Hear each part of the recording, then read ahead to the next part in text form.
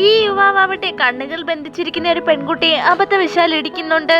എന്നാൽ ആ പണക്കാരനായ യുവാവിനാവട്ടെ അത് തന്റെ ഭാര്യയാണെന്നുള്ള വിവരം മനസ്സിലാവുന്നില്ല. എന്നാൽ പെൺകുട്ടി അവിടെ നിന്ന് പോയതിനു ശേഷം മാത്രമാണ് അയാളുടെ അസിസ്റ്റന്റ് ആ പെൺകുട്ടിയുടെ ഐഡന്റിറ്റി ഒന്ന് അന്വേഷിക്കണമെന്ന് പറഞ്ഞത്. അസിസ്റ്റന്റിനാവട്ടെ അത് അയാളുടെ ഭാര്യയാണോ എന്ന് സംശയം തോന്നുന്നുണ്ട്. അതുകൊണ്ട് തന്നെയാണ് അയാളോട് അത് പറഞ്ഞതും. പക്ഷേ യുവാവ് ഈ സമയത്ത് കരുതുന്നുണ്ട് തന്റെ ഭാര്യയെ അവളുടെ കുടുംബാംഗങ്ങൾ നല്ല രീതിയിൽ തന്നെ കെയർ ചെയ്യുന്നുണ്ടായിരിക്കുമെന്ന്.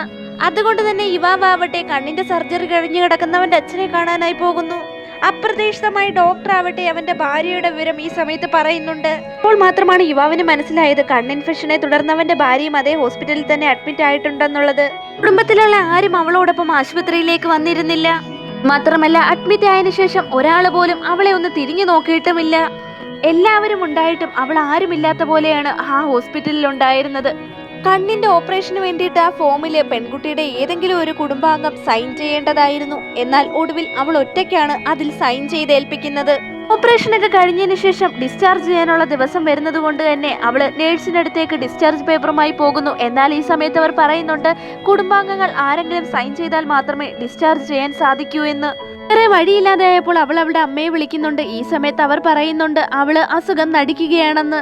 അവളെ സഹായിക്കാൻ ഇനി ആരുമില്ലല്ലോ എന്ന് ഓർത്തിട്ട് അവള് നിസ്സഹായതയിലാവുന്നുണ്ട്. അതിനുശേഷം മറ്റെന്തെങ്കിലും വഴി കണ്ടെത്തണമെന്ന് പറഞ്ഞ് അവൾ അവിടെ നിന്ന് പോകുന്നു. ഡോക്ടറിൽ നിന്ന് അവന്റെ ഭാര്യയുടെ വിവരങ്ങൾ അറിഞ്ഞതുകൊണ്ട് തന്നെ അവൻ അവളെ പിന്തുടരുന്നു. കുട്ടി ആവട്ടെ പതിയെ പതിയെ നടന്ന് നേഴ്സിന്റെ അടുത്ത് ചെന്നിട്ട് തന്നെ പരിചരിക്കുന്ന കെയർ ടേക്കറിന് ഡിസ്ചാർജ് പേപ്പറിൽ സൈൻ ചെയ്യാൻ സാധിക്കുമോ എന്ന് ചോദിക്കുന്നു.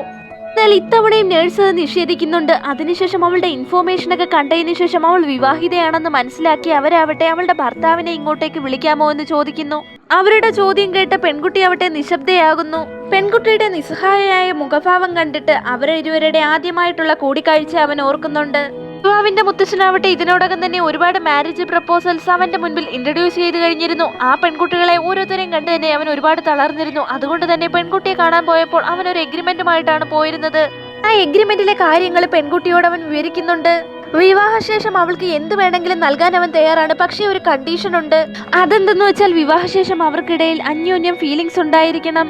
പെൺകുട്ടിയുടെ കുടുംബത്തിൽ നിന്ന് അവൾ അവഗണനകൾ നേരിട്ടതിനാൽ അവളാവട്ടെ ആ എഗ്രിമെന്റിന് സമ്മതിച്ച് യുവാവിനെ വിവാഹം കഴിക്കാൻ തയ്യാറാവുന്നു. വിവാഹ സർട്ടിഫിക്കറ്റ് കൈപ്പറ്റിയതിനു ശേഷം യുവാവട്ടെ വിദേശത്തേക്ക് പോകുന്നു.